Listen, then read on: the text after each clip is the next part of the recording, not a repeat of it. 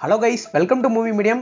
இன்னைக்கு நாம 2011 ரிலீஸ் ஆன ஸ்லீப் டைட்னு ஒரு மூவி பற்றி தாங்க பார்க்க போகிறோம். இந்த மூவியோட ஸ்டோரி ஒன்லைனர்னு பார்த்தீங்கன்னா, நம்ம கதையில் ஒரு சைக்கோ இருக்காங்க. எப்பவுமே சைக்கோனா ஒருத்தனை கொலை பண்ணுவான் அப்படின்னு தான் நினச்சிக்கிட்டு இருப்போம். ஆனால் இந்த சைக்கோ வந்து அப்படியே வேறங்க, டோட்டலாக டிஃப்ரெண்டான சைக்கோ. என்ன பண்ணுவோன்னா, நீங்கள் சந்தோஷமாக இருந்தீங்கன்னா அவனுக்கு வந்து சுத்தமாக பிடிக்காது.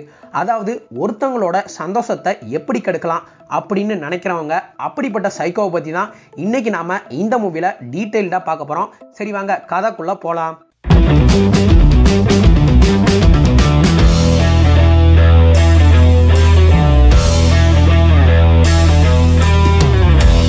இந்த மூவியில் ஃபஸ்ட்டு ஸ்டார்டிங் சீன்னு பார்த்தீங்கன்னா, நம்ம கதையில் சொட்டையாக ஒருத்தர் இருக்காங்க. அவன் பேர் சீசர்.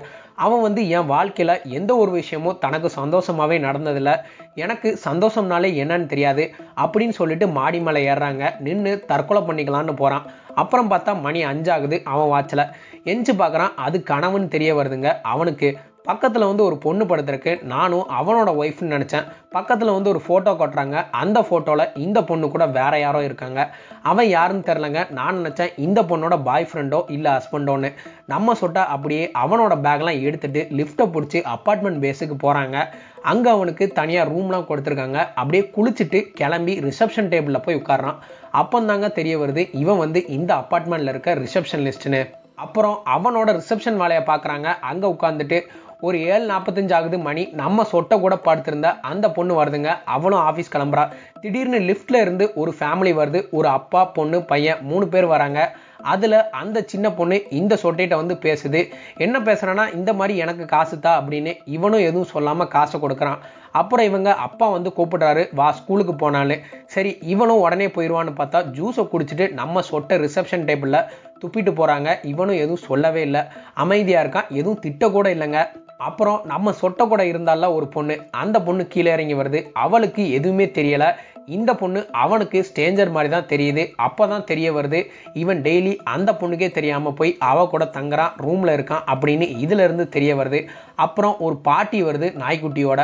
அந்த பொண்ணுக்கிட்ட பேசிட்டு போயிடுறாங்க. நம்ம கிளாராங்கிற பொண்ணு அந்த சொட்டைக்கிட்ட போயிட்டு, இது மாதிரி எங்கள் வீட்டில் சிங்க் ரிப்பேராக இருக்குது, நீங்கள் வந்து அதை பார்த்துக்கோங்க அப்படின்னு சொல்லிட்டு போயிடுறாங்க. இவனும் சரின்னு சொல்லிடுறான். அப்புறம் அனானிமஸ் லெட்டர் மாதிரி போஸ்ட் பண்ணுறாங்க. இந்த கிளாராங்கிற பொண்ணுக்கு போஸ்ட் பண்ணிவிட்டு அவங்க அம்மாவை பார்க்க போகிறான். அங்கே போயிட்டு அவங்க அம்மா கிட்ட பேசுகிறான் கிளாரா பற்றி. சொட்டையோட அம்மாவுக்கும் உடம்பு சரியில்லை, அதான் அவங்க ஹாஸ்பிட்டலில் இருக்காங்க. திரும்பி 4:45 கிளம்பி சொட்டை அப்பார்ட்மெண்ட்டுக்கு வந்துடுறான். மேனேஜர் வந்து கேள்வி கேட்குறாரு, நான் உன்னை 4 மணிக்கு தானே வர சொன்னேன், ஆனால் நீ இவ்வளோ லேட்டாக வந்திருக்க. அவனும் லேட்டாக வந்ததுக்கு ரீசனை சொல்கிறாங்க. இந்த மாதிரி அம்மாவை ஹாஸ்பிட்டலில் பார்த்துட்டு வந்தேன் அப்படின்னு. மேனேஜரும் வார்ன் பண்ணிடுறாரு, இனிமேல் இப்படி பண்ணால் நான் உன்னைய வேலையை விட்டே தூக்கிடுவேன் அப்படின்னு. அப்புறம் அந்த பாட்டி லிஃப்டில் இருந்து வராங்க. வந்து நான் இந்த மாதிரி வெளியே போகிறேன், அது வரைக்கும் என் நாய்க்குட்டியை பார்த்திக்கோ, கரெக்டாக சாப்பாடு போடு, இல்லாட்டி இன்டைஜஷன் ஆகிரும், உனக்கும் பொட்டேட்டோ பை மாதிரி வச்சுருக்கேன், சாப்பிட்டுக்கோ அப்படின்னு சொல்லிடுறாங்க. சரி நான் பார்த்துக்கிறேன் அப்படின்னு சொல்லிட்டு சொட்டையும் ரிப்ளை பண்ணிடுறான். இவனும் மிச்ச வேலையெல்லாம் செஞ்சுக்கிட்டு இருக்கான். அப்போ ஒரு அம்மாவும் பையனும் வராங்க. அவங்க வந்து இந்த அப்பார்ட்மெண்ட்டில் க்ளீனிங் வேலைங்க பார்ப்பாங்க போல். அப்புறம் நம்ம சொட்டையிட்ட கேட்குறாங்க, எப்படி போச்சு உங்கள் நாள்? இவனும் எப்பயும் போல் அப்படின்னு கடுப்பாக ரிப்ளை பண்ணுறாங்க.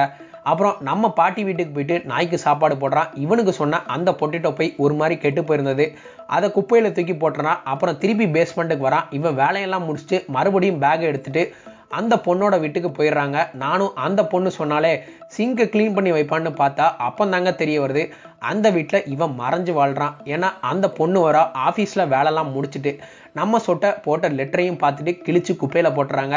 இவ பாட்டுக்கு மியூசிக் போட்டு டான்ஸ் ஆடுறா. அப்புறம் சாப்பிட்டு தூங்கிடுறா. அப்புறம் பெட்டு கீழே பார்த்தா நம்ம சொட்டை. இவன் அந்த பொண்ணு தூங்குற வரைக்கும் வெயிட் பண்ணிட்டு கண்ணாடி வழியாக கீழே இருந்து பார்க்குறாங்க. அவள் தூங்கிட்டாளா இல்லைன்னு பெட்டு கீழே ஒரு செட்டப் மாதிரி இருக்குது. அதாவது ஒரு மாஸ்க் அண்ட் லோஷன் மாதிரிங்க. அதாவது இந்த மயக்க மருந்து லோஷன் சொல்லுவாங்களே அதாங்க. அதை எடுத்து அவன் மேலே தடவிடுறான். தடவிட்டு இவனும் பாத்ரூம் பக்கம் போகிறான். அவள் யூஸ் பண்ணுற காஸ்மெட்டிக்ஸ், அதாங்க இந்த பொண்ணுங்கள்லாம் மேக்கப்புக்கு போடுவாங்கள்ல அந்த க்ரீமு இதெல்லாம் சொல்லிட்டு அதெல்லாம் இருக்கும்ல, அதில் வந்து இவன் இன்ஜெக்ஷனில் ஏதோ மருந்து மாதிரி எடுத்துகிட்டு அந்த காஸ்மெட்டிக்ஸ்குள்ளே இன்ஜெக்ட் பண்ணுறாங்க. அவள் யூஸ் பண்ணுற ஃபேஸு க்ரீமு எல்லாத்துலேயுமே இந்த மருந்தை வந்து இன்ஜெக்ட் பண்ணிடுறான். அதுக்கப்புறம் நம்ம சொட்டை என்ன பண்ணுறான்னா அவள் பக்கத்துலேயே கூட வந்து படுத்துக்கிடுறான். மறுபடியும் காலையில் 5 மணி ஆயிடுதுங்க. எந்திரிச்சு பேக்லாம் எடுத்துகிட்டு கிளம்பிடுறான். வெளியே வரும்போது அந்த சின்ன பொண்ணு பார்த்துருவா. அப்போ புரிய வருதுங்க இவன் ஏன் அந்த சின்ன பொண்ணுக்கு காசு கொடுத்தான் அப்படின்னு. அந்த சின்ன பொண்ணும் கேட்குறா, மறுபடியும் வந்துட்டு போறியா அப்படின்னு. நம்ம சொட்டையும் நீ என்ன பண்ற அப்படின்னு கேட்குறாங்க. அந்த சின்ன பொண்ணு நம்ம சொட்டையை பார்த்து எனக்கு காசு கொடுன்னு கேட்குறாங்க. அவனும் கொஞ்சம் காசு கொடுக்குறான். இந்த காசுலாம் எனக்கு பத்தாது, இன்னும் கொடு அப்படின்னு கேட்குறாங்க. கூடவே அடல்ட் மூவிஸும் கேட்குறா. அது என்னன்னு உங்களுக்கே தெரிஞ்சதான். நம்ம சொட்டையும் சரி நான் தரேன் அப்படின்னு சொல்லிடுறான். அப்புறம் வழக்கம் போல் அவன் வேலையை பார்த்துட்டு இருக்காங்க ரிசப்ஷனில். அந்த பாட்டி வந்து கீழே இறங்கி வராங்க. நம்ம சொட்டிட்ட சோகமாக என்னோட நாய்க்குட்டிக்கு வந்து உடம்பு சரியில்லை அப்படின்னு ஃபீல் பண்ணி சொல்கிறாங்க. ஆனால் நம்ம சொட்டை அதை கேட்டோன்னா ரொம்பவே சந்தோஷப்படுறான். நான் அந்த பொட்டேட்டோ பையன் வந்து குப்பையில் போட்டுறான்னு சொல்லியிருப்பேன், பார்த்தா இந்த நாய்க்குட்டிக்கு போட்டிருக்காங்க, அதனால தான் உடம்பு சரியில்லாமல் போச்சே. அப்புறம் நம்ம கதையோட கிளாராங்கிற பொண்ணு வருது. நம்ம சொட்டிட்ட எப்படி இருக்கீங்க அப்படின்னு பேசிட்டு நம்ம சொட்டையும் நல்லா இருக்கேன்னு சொல்லிட்டு ரிப்ளை பண்ணிடுறான். அப்புறம் என் வாட்ச் ஒன்று மிஸ் பண்ணிட்டேன்னு சொல்கிறா. ஆனால் நம்ம சொட்டை தான் அந்த வாட்சை வந்து அவள் வீட்டிலேருந்து எடுத்து வச்சுருப்பான். தெரியாத மாதிரியே அந்த பொண்ணுகிட்ட வந்து கேட்குறான், ஏன் அந்த வாட்ச் வந்து உங்களுக்கு ரொம்ப முக்கியமானதா? ஆமாம், அது எங்கள் அம்மாவோட வாட்ச் அப்படின்னு சொல்கிறாங்க. சரி, நான் உங்கள் வீட்டில் இன்னைக்கு சிங்க்கை க்ளீன் பண்ணி வச்சுருக்கேன் அப்படின்னு சொல்கிறாங்க நம்ம சொட்டை. சரி அப்படின்னு சொல்லிட்டு சிரிச்சுட்டே அப்படியே அங்கேருந்து கிளம்புறா நம்ம கிளாரா. நம்ம சொட்டைக்கு இவ சிரிக்கிறதே பிடிக்கல. இவன் அவன் வீட்டில் ஏதோ பண்ணி வச்சுருப்பான். அப்புறம் நம்ம சொட்டையும் பேஸ்மெண்ட்டுக்கு போயிடுறாங்க. அதான் இவன் எப்பவுமே தங்குவான்ல. அந்த சின்ன பொண்ணு வரா, எனக்கு இந்த மாதிரி அடல்ட் மூவிஸ் நிறையா வேணும்னு கேட்குறா. நம்ம சொட்டை நீ இன்னும் ஸ்கூலுக்கு போலையா அப்படின்னு கேட்குறான். அந்த சின்ன பொண்ணு நானும் கிளாராவும் லிஃப்ட்டில் தான் ஒன்றா வந்தோம் அப்படின்னு சொல்கிறாங்க. சொட்டை டென்ஷன் ஆகிறான். என்னை பற்றி எதுவும் சொன்னியா அவட்ட அப்படின்னு கேட்குறான் அந்த சின்ன பொண்ணுகிட்ட. அதுக்கு அந்த சின்ன பொண்ணு டெய்லி எனக்கு 100 யூரோஸ் தரணும், 60 யூரோஸ்க்கு பதில் இப்படின்னு சொல்லிட்டு போயிடுறா. அதுக்கப்புறம் நம்ம மேனேஜர் வரான். நம்ம சொட்டைட்ட வந்து நான் செடியெலாம் தண்ணி ஊற்ற சொன்னேன், நீ ஏன் ஊற்றலை அப்படின்னு சொல்லிட்டு கேட்குறான். ஆனால் நம்ம சொட்டை வேணும் தான் இப்படி பண்ணான். ஏன்னா மேனேஜர் செடி கருகி போச்சே அப்படின்னு வருத்தப்படுறதை பார்த்து இவனுக்கு சந்தோஷம். இதெல்லாம் அவங்க அம்மாட்ட வந்து சொல்கிறான். அவனுக்கு அந்த கிளாரா பொண்ணு சந்தோஷமாக இருக்கிறத பார்த்து சுத்தமாகவே பிடிக்கலைங்க. என்ன பண்ணாலும் சந்தோஷமாக இருக்கா அப்படின்னு சொல்லிட்டு இருக்கான். அவங்க அம்மாவும் அழுக ஆரம்பிச்சிட்டாங்க, இப்படி ஒரு பிள்ளைய பெத்துட்டோமே அப்படின்னு. அப்புறம் நம்ம சொட்டை அப்பார்ட்மெண்ட்டுக்கு வந்துடுறான். அங்கே ஏதோ கிளீனிங் பண்ணுறது பிரச்சனை மாதிரி இருக்குங்க. இவன் அதெல்லாம் பார்த்துக்கிட்டு இருக்கான். அப்புறம் சாவி எடுக்கிறாங்க. அதாங்க நம்ம கிளாரா பொண்ணு வீட்டோட சாவியை. அங்கே போய் சிங்கை க்ளீன் பண்ணுறான். அந்த பொண்ணோட வாட்சை சிங்க்கு பக்கத்தில் வச்சிடறான். மறுபடியும் பெட்டுக்கு கீழே போயிடுறான். அவளும் வீட்டுக்கு வந்துடுறா. அவளோட பாய் ஃப்ரெண்ட்டை பேசிகிட்டு இருக்கா. கையில் ஏதோ பேப்பர்லாம் வச்சுருக்கா. தெரியாமல் கீழே போட்டுறா. நான் நினச்சேன் மாட்டிப்பான் அப்படின்னு. கீழே அந்த பேப்பர்லாம் இவ எடுக்க போகும்போது ஆனால் நம்ம சொட்டையை பார்க்கலங்க. அப்புறம் நம்ம சொட்டையும் வெயிட் பண்ணுறான் அந்த பொண்ணு தூங்குற வரைக்கும். அப்புறம் அந்த பொண்ணு தூங்குற வரைக்கும் வெயிட் பண்ணிட்டு திருப்பியும் மயக்க மருந்துலாம் தடவுறாங்க அவன் மூஞ்சில. நம்ம சொட்டை காஸ்மெட்டிக்ஸ் இருக்கும்ல, அங்கே போயிட்டு மறுபடியும் அதில் ஏதோ இன்ஜெக்ட் பண்ணுறான். அப்புறம் கபோர்டில் க்ளூ மாதிரி ஏதேதோ தடவுறான். அடுத்து கெட்டுப்போன ஆப்பிள் ஒன்று இருக்கும், அதை ஃப்ரிட்ஜில் எடுத்து வைக்கிறாங்க எல்லா திங்ஸ்க்கும் நடுவில். மறுபடியும் அந்த பொண்ணுக்கிட்டேயே போய் தூங்கிடுறான் நம்ம சொட்டை. காலையில் நம்ம கிளாரா எந்திக்கிறா. ஸ்கின்ல ஃபேஸில் எல்லாமே ஒரு மாதிரி அலர்ஜி மாதிரி வந்திருக்குங்க. அந்த அலர்ஜியோட எப்பயும் போல் ஆஃபீஸ் கிளம்புறா. கீழே நம்ம சொட்டை இவளை பார்த்து ஏன் ஒரு மாதிரி ஃபீலிங்காக இருக்கீங்க அப்படின்னு சொல்லிட்டு கேட்குறாங்க. அப்படிலாம் ஒன்றும் இல்லையே சொல்லிட்டு ரிப்ளை பண்ணுறா நம்ம கிளாரா. நம்ம சொட்டைக்கு ஒரே கடுப்புங்க, என்ன பண்ணாலும் ஹாப்பியாகவே இருக்காளே அப்படின்ட்டு. கிளாராக்கும் நாளுக்கு நாள் அந்த அலர்ஜி வந்து கூடிட்டே போதுங்க. திருப்பியும் லெட்டர் எழுதுறான் சொட்டை கிளாராக்கு. என்னன்னா, நான் டெய்லி உன் கூட தான் இருக்கேன், உன் ரூமுக்கும் வந்துட்டு போகிறேன் அப்படின்ட்டு லெட்டர்லேயே என்ன யாருன்னு கண்டுபிடிச்சியா இல்லையா அப்படின்லாம் கேட்குறாங்க நம்ம சொட்டை. இந்த லெட்டரை நம்ம கிளாராக்கு போஸ்ட் பண்ணிடுறான் எப்பயும் போல். அதுக்கப்புறம் அவள் வந்து ஃபோனில் பேசிகிட்டு இருக்காங்க. இந்த மாதிரி நான் டாக்டர்கிட்ட போனேன், அவர் எனக்கு மாத்திரைலாம் கொடுத்தாரு, இப்போ பரவாயில்ல அலர்ஜி எனக்கு அப்படின்ட்டு ஃபோனில் பேசிகிட்டு இருக்கா. நம்ம சொட்டை பெட்டு கீழே இருந்து இதெல்லாம் ஒட்டு கேட்குறான். அப்புறம் அடுத்த நாள் நம்ம சொட்டை வந்து இனிமேல் தான் ஆட்ட ஆரம்பம் அப்படின்னு சொல்லிட்டு ஏதோ சொல்கிறாங்க. இனிமேல் உனக்கு நடக்க போகிறத பாரு அப்படின்ட்டு. நம்ம கிளாராக்கு அலர்ஜியும் குணமாயிடுச்சு. அவளும் கண்ணாடியில் பார்க்குறா, எல்லாமே ஹாப்பி ஆயிடுறாங்க. அப்புறம் கபோர்டை திறந்து பார்க்குறா, ஏதோ பூச்சியாக இருக்குங்க. அது எதனாலும் இப்போ தான் எனக்கும் தெரிய வருது. நம்ம சொட்டை தான் அந்த கபோர்டில் ஏதோ க்ளூ மாதிரி தடவுனாம்ல, அதனால தாங்க அந்த பூச்சிலாம் அந்த இடத்துல வந்திருக்கு. அப்புறம் இந்த பூச்சியெல்லாம் பார்த்துட்டு வெளியே ஓடி வந்துடுறா கிளாரா. நம்ம சொட்டையிட்ட ஹெல்ப்பும் கேட்குறா. இந்த மாதிரி என் கபோர்டில் பூச்சியாக இருக்குது, நீங்கள் என் ட்ரெஸ்ஸை மட்டும் எடுத்து கொடுங்க அப்படின்ட்டு. நம்ம சொட்டையும் பொறுமையாக அவள் ரூமுக்கு போயிட்டு அவள் ட்ரெஸ்ஸெல்லாம் கீழே கொண்டு வந்து கொடுக்குறாங்க. இந்த மாதிரி லிஃப்ட்டுக்கிட்ட இருந்து பேசிக்கிறாங்க. இதை க்ளீன் பண்ணணும் ஃபுல்லாக, ஏன்னா நிறைய கரப்பாம்பூச்சிலாம் குட்டி போட்டிருக்கு அப்படின்னு. சரி இவனும் க்ளீன் பண்ணிடுங்க அப்படின்னு சொல்கிறாங்க. இவளுக்கு பக்கத்து வீட்டில் இருக்க அந்த குட்டி பொண்ணு வந்து சொட்டையிட்ட கேட்குறா, நீ எதுவும் பண்ணியா அப்படின்னு. இவனும் எதுவும் சொல்லாமல் அமைதியாக இருக்கான். கூடவே அந்த சின்ன பொண்ணோட அப்பாவும் வந்து கேட்குறாரு என்னாச்சு அப்படின்ட்டு கிளாராட்ட. இவளும் இந்த மாதிரி பூச்சியாக இருக்குது மருந்து அடிக்கணும்னு சொல்கிறாங்க. அப்புறம் நம்ம சொட்டையும் கிளாராவும் லிஃப்ட்டில் ஒன்றா போகிறாங்க. இந்த மாதிரி என் அம்மா வீட்டுக்கு போகிறேன், வீட்டில் மருந்தெல்லாம் அடித்து க்ளீன் பண்ணி வச்சுருங்க அப்படின்னு சொல்கிறாங்க நம்ம சொட்டையிட்ட. இல்லை நீங்கள் இங்கே இருங்க அப்படின்னு சொல்கிறான் நம்ம சொட்டை. ஆனால் நம்ம கிளாரா இல்லை, எங்கள் அம்மாவை பார்த்து ரொம்ப நாள் ஆச்சு, நான் அங்கே போயே ஆகணும் அப்படின்னு சொல்கிறாங்க. அதனால் நான் போயிட்டு வந்துடுறேன்னு சொல்லிடுறா. இவனும் சரின்னு சொல்லிடுறான். அப்புறம் இந்த மாதிரி அனானமஸ் மெசேஜஸ்லாம் உங்களுக்கு வருதா அப்படின்னு கேட்குறாங்க கிளாராட்ட.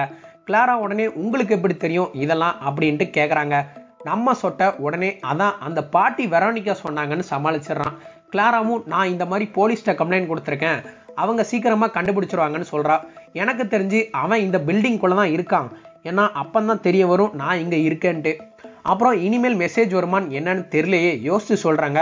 நம்ம கிளாராக்கும் லைட்டாக டவுட்டு வருது நம்ம சொட்டை மேலே, ஏன்னா இந்த விஷயத்தை பற்றி யார்கிட்டையும் பேசினது இல்லை அதான். அப்புறம் சரின்னு சிரிச்சுக்கிட்டே எப்பயும் போலயே போயிடுறாங்க. அப்புறம் அவங்க அம்மா வந்து பேசுகிறாங்க. நம்ம சொட்டை நான் இது வரைக்கும் இவ்வளோ ரிஸ்க் எடுத்ததில்லை, எக்ஸ்ட்ரீமாவும் போனதில்லை, இப்படியும் பண்ணியும் ஹாப்பியாக இருக்காளே அப்படின்னு. அவங்க அம்மா இதெல்லாம் கேட்டு அழுக ஆரம்பிச்சிட்டாங்க. இப்படியும் ஒரு பிள்ளையை போத்துட்டோமே அப்படின்ட்டு.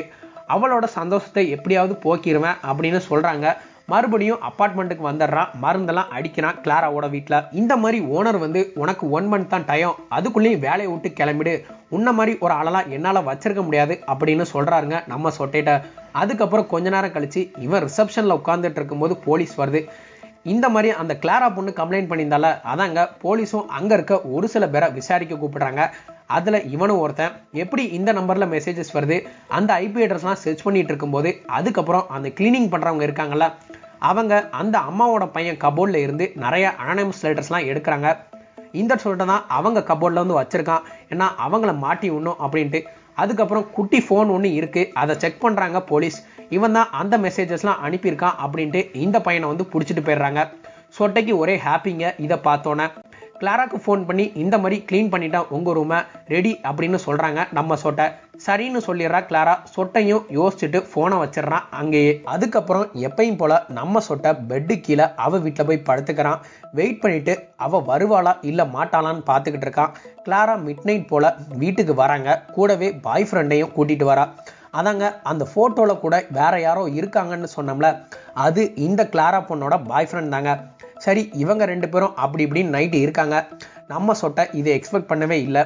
இவன் அப்படியே பெட்டை விட்டு தவழ்ந்து பாத்ரூம்குள்ளே போயிடுறான். அங்கே அந்த கிளாசட் மாதிரி பாத்டம்லாம் இருக்கும்ல, அங்கே தூங்கிட்டாங்க உள்ளேயே. எப்பயும் போல் மார்னிங் எழுந்திரிச்சிட்டு பாத்ரூம்குள்ளே போகிறா நம்ம கிளாரா. அங்கே ப்ரஷ் பண்ணுறா. அப்படியே பாத்டப்பில் தண்ணியும் திறந்து விடுறா. நம்ம சொட்டை மேலே தண்ணி பட்டோன்னு எந்திக்கிறான், ஏன்னா அந்த பாத்டப்குள்ளே தான் சொட்டை வந்து இருக்கான். அதில் ஒரு கிளாத் மாதிரி இருக்குங்க, அதை அவனை மறைச்சிக்கிடுது. அப்புறம் என்ன பண்ணுறான்னா பாத்டப்பில் இருக்க கிளாத்தை லைட்டாக விலைக்கு பார்க்குறாங்க என்ன பண்ணுறாங்கன்னு. அனானமஸ் மெசேஜ் பண்ணவனா பிடிச்சிட்டாங்கன்னு சொல்கிறான் கிளாராவோட பாய் ஃப்ரெண்ட். இவன் உடனே அதை பற்றி பேசாத அப்படின்னு சொல்கிறா. அதுக்கப்புறம் பெட்டு கீழே ஏதோ இருக்கேன்னு பார்க்குறான். நம்ம சொட்டையோட பேகு திங்ஸ்லாம் அங்கே இருக்குங்க. சொட்டைக்கு இதை பார்த்தோன்னா பக்குன்னு ஆயிடுச்சு. ஐயோ பெட்ரூமில் இருக்கிறதெல்லாம் கண்டுபிடிச்சிட்டானே அப்படின்னு. அதுக்கப்புறம் என்ன பண்ணுறான், அந்த பெட்ரூமில் ஒரு டைரி இருக்குது அந்த பேக்கில். நம்ம சொட்டைக்கு இன்னும் பகம் ஆயிடுச்சு, ஏன்னா அந்த டைரியில் நிறையா எழுதி வச்சுருப்பான் அப்படின்னு. கண்டுபிடிச்சிட்டானே அப்படின்னு பக்குன்னு அவனுக்கு இருக்குங்க. உடனே நம்ம கிளாரா இந்த மாதிரி அவர் டைரி தான் ரிசப்ஷனில் இருப்பார்ல, ஸோ மறந்து வச்சுட்டு போயிருப்பாரு இங்கே மருந்து அடிக்க வரும்போது அப்படின்னு சொல்கிறாங்க கிளாரா. அதுக்கப்புறம் நம்ம சொட்டை பாத்ரூம்லேருந்து கிச்சனுக்கு ஓடிடுறான். பாய் ஃப்ரெண்ட் வந்து கிச்சனுக்கு வரான். இந்த மாதிரி என்ன வேணும்னு கிளாராட்ட கேட்குறான். நான் வெளியே சாப்பாடு வாங்கிட்டு வரேன் அப்படின்னு சொல்லிடுறான். அப்புறம் பாத்ரூம்குள்ளே போகிறாங்க. நம்ம சொட்டை வந்து பாத்ரூம் தாண்டி தான் பெட்ரூம் இருக்குங்க. ஸோ பாத்ரூம் பக்கத்திலே நின்றுட்டு அவன் அப்படி அந்த பக்கத்திலே ஓடிடுறான் அவங்களுக்கு தெரியாமல். ஓடிட்டு இந்த மாதிரி சாவியை வச்சுட்டு அந்த டைரியை மட்டும் எடுத்து வச்சுக்கிட்டு வந்துடுறாங்க. திருப்பி அங்கேருந்து பெட்ரூம்ல இருந்து பாத்ரூம் தாண்டி போகிறதுக்கு வெயிட் பண்ணிட்டு இருக்கான். அவங்க பார்க்காத போது டப்புன்னு போகிறாங்க. போகும்போது கிளாராவோட பாய் ஃப்ரெண்ட் வந்து பார்த்துடுறான். யார் ராணின்னு கத்துறான். அந்த பொண்ணோட பாய் ஃப்ரெண்ட் நம்ம சொட்டை வெளிடோர் கிட்ட நெருங்கிட்டான்.